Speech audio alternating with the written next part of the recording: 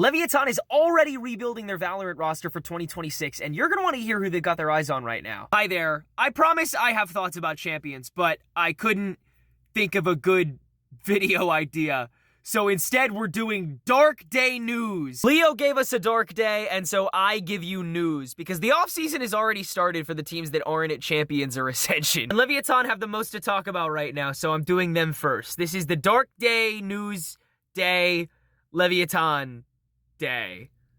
Alright? So 3 players on the team have already confirmed that they're restricted free agents and looking for new opportunities, which means that it's 99% likely that they won't be on the team. There's Okeanos, who came up from M80 along with Sato for Stage 2 this year. Tom, the 2023 World Champion, who was here last year for the Aspas project. And Tex, who was on the team a couple months before even that, so they're really tearing up some floors here. But I'm sure you're noticing something between the last 2 players that are still on the team, Sato and King.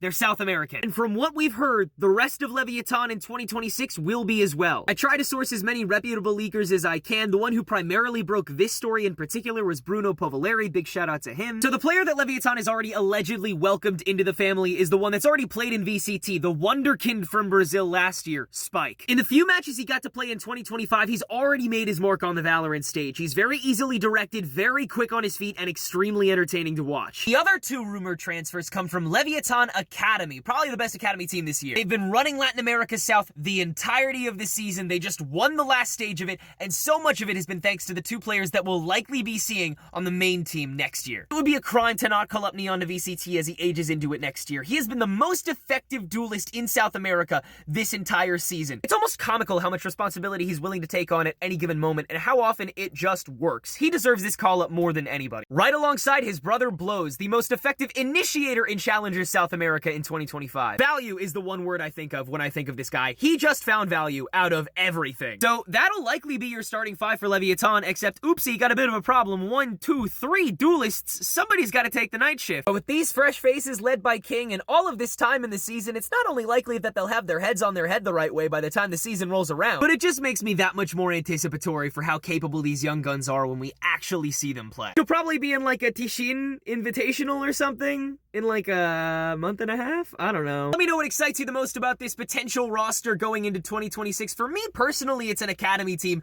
doing its job, but there's so much to be excited about. Vent to me in the comments, and I'll see you bright and early for Champions tomorrow. Bye!